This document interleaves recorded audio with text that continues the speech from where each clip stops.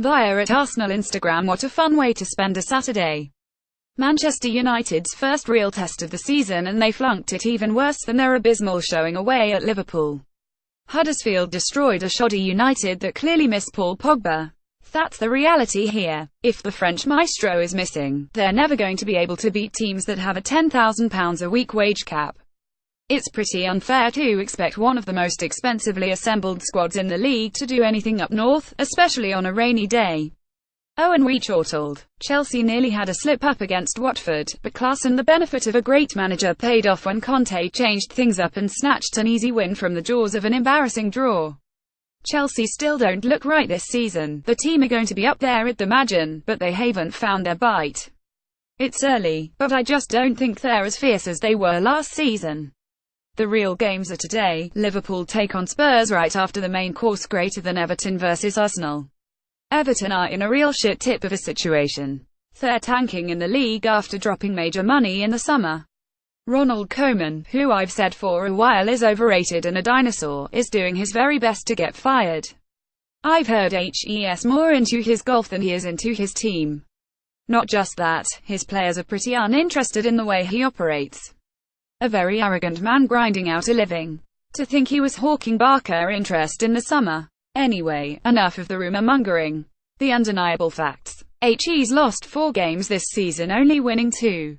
They've conceded 13 goals. They sit in 16th position in the EPL, and they are bottom of their Europa League group. They lost to Lyon at home on Thursday in a tame display, but interestingly, Koeman rested a large chunk of his first team. Wayne Rooney didn't even make the bench. It's all or nothing for him tomorrow. He has a fresh team to choose from. He likes playing against Arsene Wenger, and he'll have thought about this game a lot. Basically, you know the stage is set. It's near enough 15 years ago that Wayne Rooney scored that outrageous goal from 30 yards against David Seaman. The writing is on the wall. Ozil has been Instagramming with more intent than we've seen from him on the pitch in 3 years. My life, my rules, ignore the noise, stay focused. I'm trusting my gut on this one and hoping that my 13-year-old cousin taking over his social media profiles has him with all eyes on the big prize. 3 tasty points. Can't wait for the Ignore the Haters update post-game. However, you just can't help but think in Arsenal colours and think that all this nonsense is setting the stage for Ozil losing the ball up the pitch, leading to a dirty counter-attack that sees Xhaka slip over Coquelin, ending in a calamitous clash of heads between Bellerin and Mertesacker in a sorry 10 loss. Or, we could just pile the misery on Koeman and build out our hopes for City. Who knows which Arsenal are going to show up? Hopefully we'll see a different pace to the team. Bringing Rambo back into the fold is exactly what we need. Dropping Ozil onto the bench for a tough away game, especially after all the noise around his transfer to United this week, is surely a must. A front line of Sanchez, Iwobi and Lacazette should be more than enough to give the shaky Everton backline things to think about.